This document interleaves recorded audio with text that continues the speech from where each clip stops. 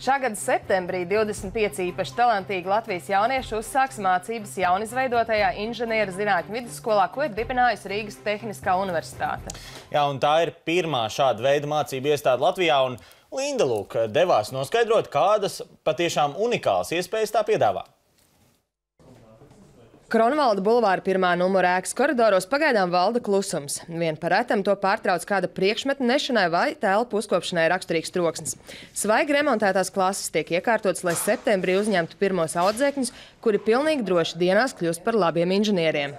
Mēs esam pārliecināti, ka ne tikai nākamos students, bet pirmos Latvijas Nobeļa laureātus šajā gadsimtā. Mēs centīsimies risināt un piedāvāt iespējas ne tikai tiem jauniešiem, kas mācīsies mūsu skolā, bet arī ikvienam jaunietim, kas mācīsies jau kādā citā Latvijas skolā.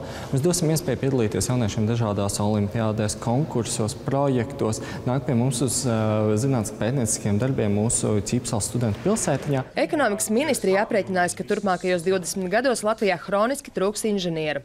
Tas arī pamudinājis augstskolu uzrunāt jauniešus un mudināt viņus nopietni pievērsties eksaktajām zinātnēm vēl vidusskolā. Inženieris ir ļoti pieprasīta profesija pēc savas būtības, vai tā būtu ķīmija, informācijas tehnoloģijas vai kāds cits virziens, kurus patiesībā ir iespējams apgūt arī Rīgas Tehniskajā universitātē.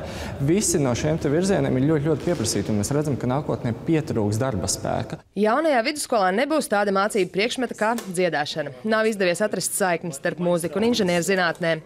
Tā vietā daudz un padziļināti būs jāmācās eksaktās zinātnes, fiziku, ķīmiju un matemātiku.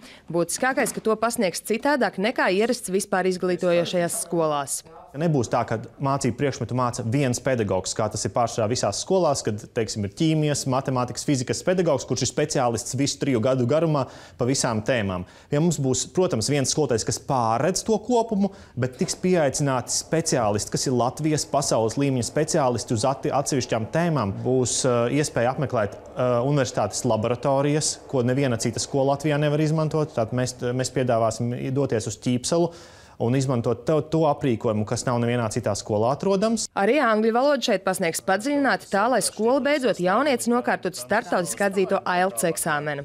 Bet skolēnu brīvlaikos notiks mācību prakses pie skolas sadarbības partneriem, kur realitātē varēs pārliecināties par klasē apgūto teoriju pareizību. Ko mēs varam garantēt, viegli nebūs, protams. Būs interesanti, bet ne viegli. Lai gan jau ir notikusi iespējama audzēkņu atlases skolā, vēl šogad var iestāties eksakto zinātņu olimpiāžu medaļnieki.